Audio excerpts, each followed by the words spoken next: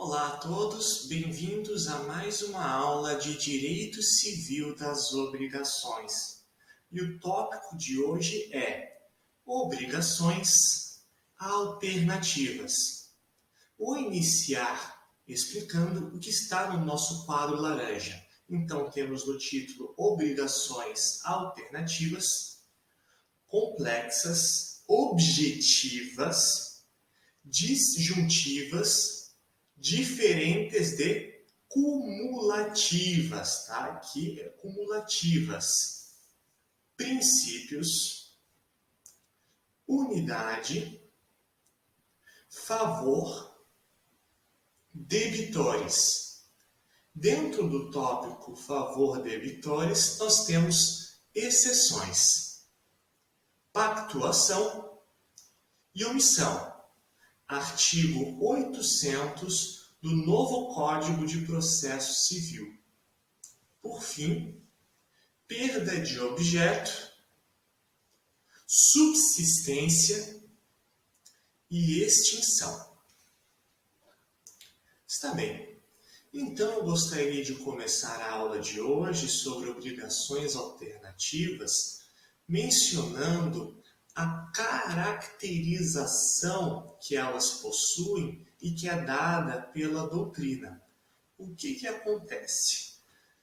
As obrigações alternativas, elas são complexas objetivas. O que quer dizer isso? Obrigações complexas são aquelas que possuem ou mais de um objeto ou mais de um sujeito, está bem? Exemplo de obrigação complexa é aquela em que você se obriga a entregar algo para duas pessoas. Olha só, no mesmo contrato, você se obriga a entregar um carro para a pessoa A e neste mesmo contrato você se obriga a entregar um outro bem para a pessoa B. Tá? Quando você não tem como obrigação algo simples e direto, como dar um carro para uma pessoa, você está diante de obrigações complexas. Está bem? Obrigações complexas. Obrigações complexas, portanto, são aquelas que não se reduzem a um único objeto ou sujeito. Olha só, as obrigações, então, complexas podem ser categorizadas, podem ser classificadas em dois grandes grupos. As obrigações complexas objetivas e as subjetivas. Obrigações complexas objetivas são aquelas em que numa obrigação há mais de um objeto. Eu me obrigo a entregar 3 livros, um conjunto de canetas, 5 cadernos e ainda por cima mais alguns litros de tinta, sei lá eu, para determinado credor. Na medida em que há mais de um objeto, tá? Mais de um objeto, você tem uma obrigação que é complexa objetiva. O que seria outra modalidade de obrigação complexa? Seria a obrigação complexa subjetiva, em que uma das partes, em que um dos lados da obrigação, um dos polos da obrigação, seja credor, seja devedor, é formado por mais de um indivíduo, por mais de um ente. Por exemplo, na hipótese de 2 pessoas deverem a você, tá? Você tem um contrato em que mãe e filho se obrigam a te pagar algo, por exemplo. É algo já não tão rotineiro, mas é algo também muito importante. Agora, retornando aqui às obrigações alternativas, nós temos então que elas são obrigações complexas objetivas, porque há 2 polos, né? E o objeto aqui dessa obrigação é múltiplo, tá? Ele é mais de um objeto, tá? Mais de um objeto. E agora, dentro das obrigações complexas objetivas, há mais uma distinção, que é a distinção entre obrigações disjuntivas e as cumulativas. Repetindo, Dentro das obrigações complexas objetivas, há mais uma divisão. Tá? As obrigações complexas objetivas, elas podem ser disjuntivas ou cumulativas, está bem? Então, vamos passar aqui a conceituação de cada uma. Na obrigação complexa objetiva, há uma soma de objetos. Repito, nas obrigações complexas objetivas cumulativas, há uma soma de objetos. Eu, por exemplo, me obrigo a entregar este vadimécum que eu estou segurando e que a gente já vai analisar, mais este caderno e mais esta caneta, por exemplo. Tá? Nós temos 3 objetos, não um só objeto. Está bem? Nisso nós temos uma obrigação que é complexa objetiva. E na medida em que eu me obrigo a entregar todos estes 3, estes 3 bens, eu me obrigo a entregar cada um deles conjuntamente, cumulativamente. Se eu me obriguei a entregar os 3 bens e só entreguei o vadimécum, eu cumpri com a minha obrigação totalmente? Não, só parcialmente, não é verdade? E se eu entregar o vadimécum e mais o caderno, eu cumpri com a minha obrigação conjuntamente? Não, eu só cumpri com parte, não é verdade? Eu ainda me obrigo a entregar a caneta e assim por diante. O que acontece? Nas obrigações complexas, objetivas, cumulativas, você cumula os bens. É o vadimécum mais o caderno mais a caneta. Todos são somados e fazem parte da obrigação. Eles devem ser entendidos como um conjunto de bens. A obrigação diz respeito a um conjunto de bens. E olha só, é por conta dessa ideia de que a obrigação diz respeito a um conjunto de bens que um sinônimo de obrigação complexa, objetiva, cumulativa é também obrigação complexa conjuntiva. Repetindo, conjuntiva. Por quê? Porque um conjunto de bens faz parte da obrigação. Está bem? Ou seja, os bens se cumulam e a obrigação deve ser entendida como um conjunto destes bens. E olha só, aqui eu já faço a seguinte ponderação. As obrigações disjuntivas são exatamente o oposto das cumulativas. Por quê?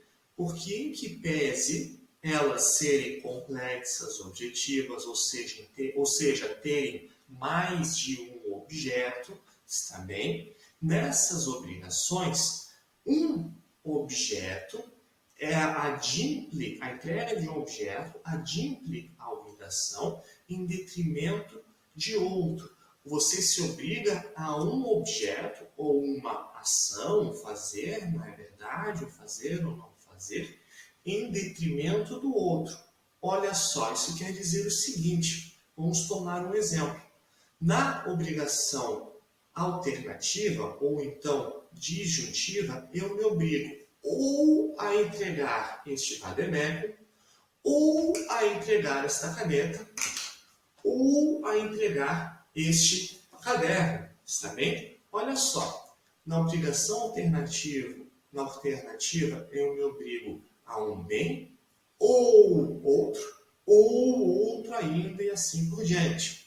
Comparando com a obrigação complexa objetiva, aquela, na objetiva cumulativa, eu me obrigo a entregar o vadimécum e a caneta e o caderno e assim por diante. Olha só, tente notar pela natureza do contrato, pela natureza da obrigação, qual que é a palavra dita. Se é dito e isto e aquilo, a obrigação é cumulativa. Se é dito isto ou aquilo, a obrigação ela passa a ser disjuntiva ou alternativa. Está bem? Olha só, obrigação disjuntiva é sinônimo de obrigação alternativa.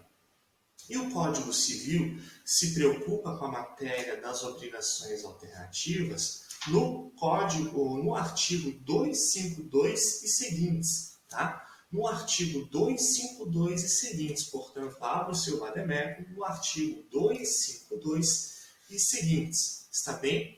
E desde já nós temos alguns princípios que são trazidos tanto pela lei como pela doutrina, está bem? E a gente vai estudar eles à medida em que a gente avança aqui nos dispositivos do Código Civil. Vamos por partes. Primeiro princípio é o princípio da unidade. Ok? O princípio da unidade, que é muito mencionado pela doutrina, vai dizer o seguinte: na obrigação alternativa, você se obriga a uma coisa ou a outra, não é verdade? Você se obriga a uma coisa ou a outra. Neste sentido, se você se obriga a uma coisa ou a outra, é literalmente uma coisa ou outra. Posso estar sendo um pouco repetitivo, mas isso é o cerne da obrigação, um ou outro. Se é um ou outro, você pode cumprir com metade de uma parte e metade de outra. Vamos supor o seguinte: eu me obrigo a um caderno e um vademecum. Então eu quero cumprir a minha obrigação e vou fazer o seguinte: eu vou arrancar umas páginas do caderno e entregar um caderno que, ao invés de, deixe-me ver, 200 páginas, vai ter 100 páginas. Eu te entrego um caderno de 100 páginas e eu vou te entregar um vademecum, só que eu vou tirar para mim o Código Civil. Eu vou arrancar as páginas do Código Civil.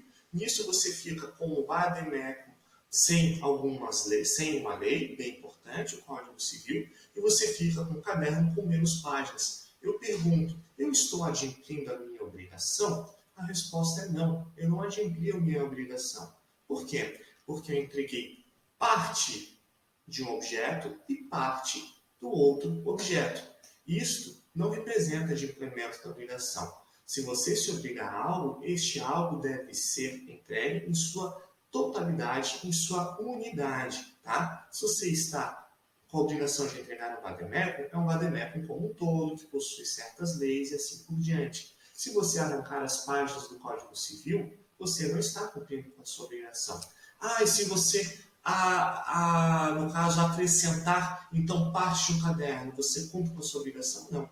Porque, neste caso, você não está cumprindo com o princípio da unidade. Está bem? Você tem que entregar o objeto como um todo, ou então realizar a obrigação de fazer como um todo. Visto isto, vamos passar agora ao segundo princípio, possivelmente mais importante aqui das obrigações alternativas. No âmbito das obrigações alternativas, nós temos que quem escolhe o que entregar? Olha só, eu pergunto o seguinte: quem escolhe se nessa minha obrigação de entregar o vademecum ou o caderno, né? Quem vai escolher se vai ser o vademecum ou o caderno? E a resposta está no artigo 252 do Código Civil. Está bem? Artigo 252 do Código Civil. Portanto, abra o seu vademecum que nós vamos passar a leitura. Olha só, nos termos do artigo 252, nas obrigações alternativas, a escolha cabe ao devedor, se outra coisa não se estipulou. Olha só que interessante. A escolha, regra geral, cabe ao devedor. Portanto, se eu me obrigo a entregar ou um objeto ou um outro objeto, eu é que escolho qual bem eu vou entregar. Quando o devedor possui essa prerrogativa, essa prerrogativa, se diz então que essa eleição, essa escolha, esta individualização do bem, né, que vai ser objeto do adimplemento obrigacional, ela se dá favor debitores, ou seja, favor devedor. É uma escolha que ela é feita sob a perspectiva do devedor. É o devedor que, regra geral, escolhe. Está bem? Se as partes não mencionam nada, regra geral, é o devedor que escolhe. E por que isso? O motivo é simples. É porque, regra geral, dentro do direito obrigacional, procura-se pelo adimplemento da obrigação, pela facilitação do adimplemento da obrigação, que quer dizer o seguinte: o sistema como um todo, ele visa fazer com que o respectivo devedor seja desonerado. E o que é mais fácil para se desonerar o respectivo devedor? Que ele já possa escolher a obrigação ou que o credor escolha a obrigação? Regra geral, que o próprio devedor possa escolher o bem, porque assim ele vai conseguir adimplir com a sua obrigação mais rapidamente. Até aqui tudo bem? O que acontece? Nós temos exceções, está bem? Nós temos exceções. E a primeira exceção está no próprio caput do artigo 252 do Código Civil. Olha só, os termos do artigo 252 do Código Civil, nas obrigações alternativas, a escolha cabe ao devedor. Exatamente o que a gente viu até aqui, não é verdade? O princípio do favor debitores. Princípio do favor debitores. O que acontece? Aqui nos termos do Código Civil, a parte final já traz a primeira exceção. Se outra coisa não se estipulou. Repetindo, se outra coisa não se estipulou. E no direito civil, nós temos aí o princípio da liberdade contratual. Regra geral, as partes vão ser livres para estipularem, contratarem, pactuarem como bem entenderem. Disto decorre o seguinte: em que pese o Código Civil tratar de uma regra geral, nós temos que, aqui, em sede de pactuação, você pode vir a estabelecer algo distinto. Você pode dizer que o credor vai escolher. Olha só, eu agora me obrigo a entregar ou o vademécum ou o caderno, sendo que agora eu não posso mais escolher. Eu sou obrigado a esperar se eu entrego o vademécum ou o caderno. Tá? Eu tenho que esperar o meu credor dizer o que vai ser objeto aí da obrigação. E desde já nós temos aí uma situação que representa a segunda exceção, que diz respeito à omissão do credor. Olha só, eu me obriguei a entregar ou o vademécum ou o caderno. Só que o credor ele não está me dizendo o que ele quer. Ele tinha que me dizer para eu poder entregar. Eu vou despachar pelos correios aí o vademécum ou vou despachar o caderno? O que ele quer? Eu preciso saber, porque a gente pactuou, tá? A gente pactuou que ele ia me dizer o que seria objeto da obrigação. E ele não está me dizendo. Nessa hipótese, tá? Na hipótese de omissão, eu, devedor, posso fazer o seguinte: eu posso notificá-lo, tá? Na hipótese de omissão, na hipótese em que o credor não diz o que ele quer, eu, devedor, posso notificá-lo, tá? E esse procedimento de notificação segue o previsto no artigo 800 do novo CPC. O devedor notifica o credor para que em 10 dias diga qual é o bem objeto da obrigação. Qual é o bem objeto da obrigação. Aqui eu gostaria de fazer uma pequena pausa no seguinte sentido.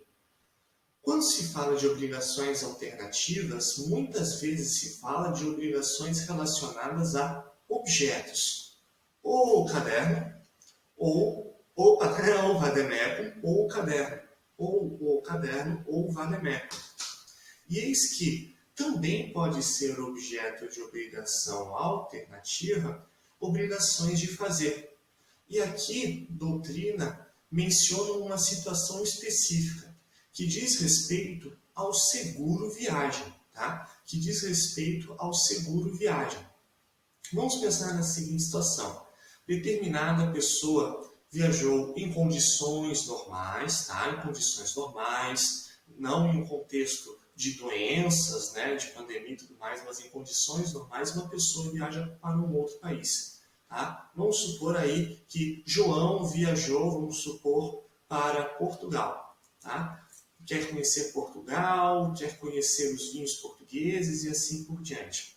João viajou para Portugal e eis que em Portugal ele fica doente. Tá? Ele fica doente, precavido, cumprindo com as suas obrigações como viajante, né? E ele tinha pactuado um seguro viagem.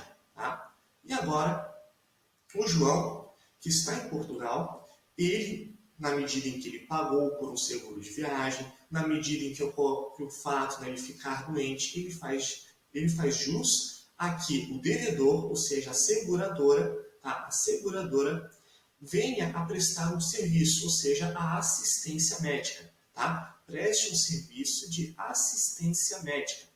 E agora, como é que se dá esse serviço de assistência médica?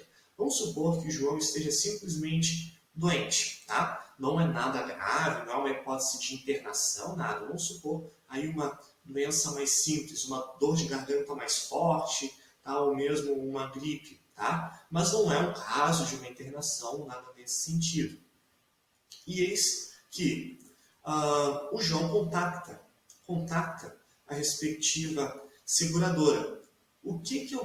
Qual é a obrigação da respectiva seguradora? A seguradora, muitas vezes, ela se obriga a providenciar o atendimento médico. Ela diz o seguinte: olha, você, João, vai poder ir até o consultório, tá? Até um consultório, um dos mais consultórios que a gente está disponibilizando aqui, pode ser específico ou uma lista, tá? E eis que você vai, então, se apresentar ao respectivo consultório, tá? Para que você seja atendido aí amanhã e assim por diante. Vamos supor na seguinte situação: João, ele por sua vez, ele não está em uma cidade que tenha o respectivo consultório, fica muito distante. Ele viajou para o interior de Portugal, ele viajou para uma cidade aí interiorana, sendo que a seguradora não tem nenhum contato local. Aqui, a seguradora, ela pode ter pactuado com o João uma obrigação alternativa. Olha só, para cumprir com a sua obrigação, a seguradora disse o seguinte lá nos termos contratuais: a seguradora ela pode ou fornecer a consulta ou ressarcir, cabendo à seguradora escolher. E quer dizer o seguinte: se João fica doente e a seguradora tem disponível um médico local, a seguradora pode escolher que o João se submeta a esse tratamento, a essa consulta médica que a seguradora escolha. Vamos supor que a seguradora ela veja o seguinte: eu não tenho muitos médicos, o médico está muito distante, tá? Ou então vamos supor que os médicos que eu tenho aqui em Portugal estão todos lotados, né? Sem vaga nenhuma. Agenda para só daqui a um mês. Para que a seguradora cumpra com a sua obrigação, ela muitas vezes coloca uma cláusula de obrigação alternativa. Olha só, obrigação alternativa que a gente está vendo aqui. E diz o seguinte: a seguradora ela se obriga a ressarcir caso ela não cumpra com a sua obrigação. Ou seja, se ela não tiver um médico disponível, ela se obriga a ressarcir uma despesa médica que o João pode ter em Portugal. Então, se o João não consegue um médico para a seguradora e ser informado pela seguradora nesse sentido, ele então pode optar por procurar um médico local, tá? Se estiver pactuado isso, se estiver expresso isso, e eventualmente pagar essa consulta e ser reembolsado no retorno ao Brasil. O que acontece aqui? Por que essa obrigação ela é alternativa? Porque na obrigação alternativa é o devedor que escolhe, é a seguradora que escolhe se ela vai providenciar o médico ou se ela vai reembolsar as despesas. Ou ela reembolsa as despesas ou ela providencia o médico. Né? Quem escolhe é a seguradora. Portanto, presente aqui o elemento favor debitores. Favor debitores. Pode o João escolher? Ah, não, tem esse médico, mas eu quero um particular. Aí, o João não pode escolher. Quem escolhe é a seguradora, a não ser que o contrário tenha sido expresso. Está bem? A não ser que o contrário tenha sido expresso. Vamos passar agora à parte final, está bem? A parte final das obrigações alternativas, prevista aí nos artigos 253, tá? 253 e seguintes do Código Civil. Olha só, o que é que diz o Código Civil no 253? E seguintes, tá? 253, 254 e 255 e 256, tá? Que como você tem mais de um objeto, né? A obrigação ela é disjuntiva, alternativa e disjuntiva são sinônimos, tá? Você pode ter a hipótese de um objeto subsistir. Ou seja, o que acontece se eu sou devedor, tá? E esse meu caderno pega fogo. E agora, eu posso dizer assim para o credor, olha, lamento muito, mas o meu caderno pegou fogo. Está extinta a obrigação? Não, tá? Não está extinta a obrigação. O que acontece? Se extingue a obrigação a um dos objetos, persiste a obrigação, tá? Subsiste a obrigação em relação ao outro objeto. Portanto, se eu sou um devedor ou de um caderno ou de um vademécum e um deles queima, um deles pega fogo, eu sou obrigado a entregar o outro bem, o bem que subsistiu, tá? Aqui estamos falando de um cenário em que o devedor escolhe e acontece a perda de objeto, sobrando um outro objeto e sem culpa, está bem? Sem culpa. Vamos passar aqui a hipótese em que os dois objetos se perderam. O que acontece se tanto o vademécum como o caderno se queimam no fogo? E eu, devedor, não tive culpa, tá? Olha só. Se não for possível, tá? Se ambos os objetos, ambas as prestações se tornarem inviáveis, aplicamos o 256, tá? Extingue-se a obrigação. Ou seja, eu já tinha recebido o valor pelo vademécum ou pelo caderno, eu simplesmente vou fazer o ressarcimento do respectivo credor. Está bem? Vamos pensar agora em outros cenários, tá? Em outros cenários.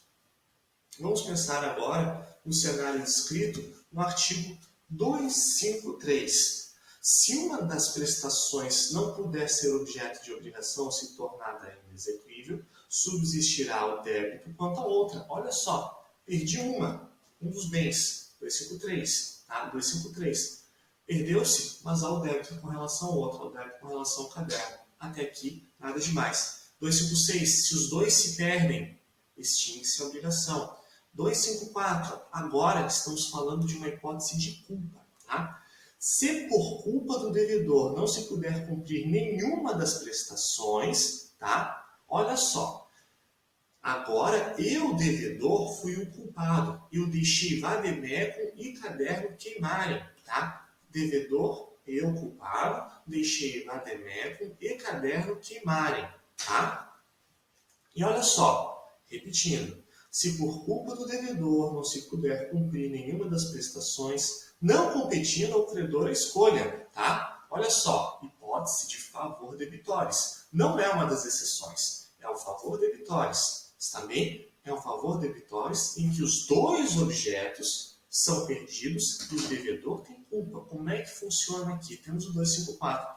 Ficará aquele obrigado a pagar o valor da que por último se impossibilitou, mais as perdas e danos que o caso determinar. Ou seja, eu sou obrigado a pagar o valor do último bem que acabou se queimando, mais perdas e danos. Tá? Queimou-se primeiro o vademécum, depois o caderno, sou obrigado a pagar então, o valor do caderno, mais as perdas e danos para o credor. Queimou-se, por exemplo, antes o caderno, depois o vademécum, sou obrigado a pagar o vademécum e depois mais perdas e danos ao credor. Está bem? É essa a solução dada pelo Código Civil. Você viu que foi destruído aí primeiro, para depois pagar. Para além disso, pagar perdas e danos. Se não souber o que foi perdido, você simplesmente devolve o valor que tinha sido pago, daí mais a respectiva valor indenizatório de perdas e danos. E temos mais uma situação, está bem? 255. Quando a escolha couber ao credor, olha só, um cenário diferente. Antes a gente viu como é que funciona no caso de escolha do devedor, favor debitórios, e o devedor ele tinha culpa, né? A regra do 254. Favor debitórios e sem culpa, tem que ver se é subsistência ou extinção. Se persiste um dos bens, subsistência 254. Se extinguem-se ambos os bens, resolve-se a obrigação. Tá? Agora, uma última situação é a vislumbrada pelo 255. Quando a escolha couber ao credor, ou seja, temos aqui uma exceção, por exemplo, a pactuação, e uma das prestações tornar-se impossível por culpa do devedor, ou seja, há aqui uma subsistência, tá? Uma subsistência, perdeu-se um dos bens, perdeu-se o caderno, perdeu-se o vademecum. O credor terá direito de exigir a prestação subsistente ou valor da outra. Olha só a regrinha.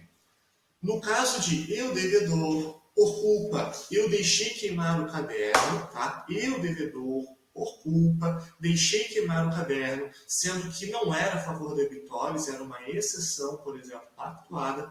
Nessa hipótese, o credor vai poder escolher.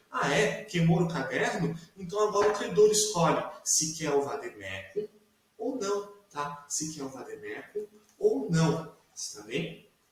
Ou seja, o credor terá direito de exigir a prestação subsistente ou o valor da outra, tá? Ou o valor do caderno ou o vademecum, está bem? Com perdas e danos. Olha só, mais as perdas e danos, tá? Não só esse bem, mas as perdas e danos, o prejuízo que o credor vier a ter. E temos aqui, mais um cenário. Se, por culpa do devedor, ambas as prestações se tornarem inexequíveis, poderá o credor reclamar o valor de qualquer das duas, além da indenização por perdas e danos. Olha só, agora temos um outro cenário em que eu, devedor, fui responsável aí, pela perda tanto do caderno como do vademecum. Ou seja, não há mais subsistência de uma das prestações, perdeu-se tudo e eu sou culpado e quem tinha que escolher era o credor, tá? O credor que tinha sido pactuado. Nessa hipótese, então, o credor pode escolher o valor da prestação que ele queria, ou o caderno, né, que vier a queimar-se, ou do vademecum que vier a queimar-se, mais perdas e danos. Está bem? Mais perdas e danos. Essa parte final ela é um pouquinho mais complicada, né? Porque a gente tem que sempre ver uma série de pequenos testes, tá? A gente tem que ver os pequenos testes. Primeiro, qual que é a situação da eleição, da escolha da prestação, se é favor debitórios ou se é favor credor, né? Se quem escolhe o bem da prestação é o devedor ou se é o credor, tá? Temos que ver se a perda do objeto é total, ou seja, perdeu-se todos os dois ou três objetos, três ou mais objetos da obrigação, ou se só perdeu-se mais. Portanto, se subsiste ou não, se subsiste ou se extingue a obrigação, bem como você tem que ver se há culpa ou não do credor, né? Se não, a culpa do credor é mais fácil. Né? Se não há culpa do credor, é mais fácil, porque então ela subsiste com relação à outra, ou então extingue-se a obrigação, desde que seja escolha do devedor. Está bem? O que mais? Se for escolha do credor, aí nós temos a hipótese em que o credor pode escolher se quer o bem ou o valor do outro. E então, quando se passa as hipóteses de culpa, é que o cenário fica um pouquinho mais difícil, em que se faz esse teste aí do 255, né? E 254, 255. Se teve culpa do devedor, né? Culpa do devedor, permanece o devedor obrigado, tá? Ele que escolhe, o devedor, se ele escolhe, ele é obrigado a vir a entregar a outra. Se a culpa do devedor, mas quem escolhia daí era o credor, aí a situação mais complexa, que daí caberá um dos dois cenários do 255. Se perdeu-se tudo, né, o respectivo devedor tem que pagar o valor da coisa que o credor quiser, mais perdas e danos. Se não se perde tudo, o devedor tem que entregar ou a coisa subsistente ou o valor da perdida mais perdas e danos, sendo que quem faz a escolha é o credor. Ok, com isso nós vimos então as obrigações alternativas. Retomando, as obrigações alternativas estão previstas nos artigos 252 a 256 do Código Civil. As obrigações alternativas representam um exemplo de obrigação complexa objetiva. Por que obrigação complexa? Porque você não tem uma única prestação, você tem duas ou mais prestações. Está bem? A prestação pode ser um caderno, caneta e vademécum.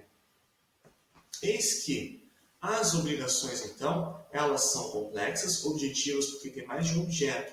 Há também as obrigações complexas subjetivas, que não foi objeto da presente aula, que serão estudadas posteriormente, que dizem respeito às obrigações em que há mais de um sujeito. Num dos polos da obrigação, há mais de uma parte envolvida. Vimos também que as obrigações complexas objetivas, elas podem então ser cumulativas ou disjuntivas. As cumulativas, tá? Elas então vêm a representar obrigações em que um conjunto de bens faz parte da obrigação como um todo. Está bem? Por conta dessa cumulatividade, é que as obrigações cumulativas também são chamadas de conjuntivas, porque você tem que ver o conjunto de bens envolvidos. Está bem? Eis que nas obrigações alternativas, em que pese elas serem complexas e objetivas, elas são contrárias das cumulativas. Elas são disjuntivas, porque se fala de um bem ou de outro. O que mais? Temos alguns princípios envolvidos. O princípio da unidade diz que para fins de adimplemento, tá? Você então tem que entregar um bem ou outro na sua unidade, na sua integralidade. Está bem? Você pode entregar meio vademécum e meio caderno? Não, você entrega ou vademécum ou caderno. Regra geral, quem escolhe se vai ser entregue um bem ou outro? Se vai ser realizada uma obrigação de fazer ou outra obrigação de fazer? Por exemplo, a obrigação de prestar uma consulta médica ou de reembolsar o respectivo cliente. Regra geral, você tem o princípio do favor debitores, está previsto no artigo 252 caput, primeira parte do Código Civil. Há exceções? Claro que há exceções. O artigo 252 do Código Civil, parte final, já trata da primeira exceção, que é a hipótese de pactuação. Hipótese de pactuação. As partes podem estipular quem vai escolher. Regra geral, se eu devo, eu que escolho se eu vou entregar caderno ou vademécum. Porém, se eu, no meu contrato com o credor, informo, a gente decide que quem vai escolher vai ser o credor, nessa hipótese, então, cabe ao credor escolher se vai ser o vademécum ou o caderno, um bem ou outro. Ou seja, é possível se pactuar que a escolha vai caber ao credor. E se o credor ele não diz nada, como é que fica quando o credor se omite de fazer essa escolha?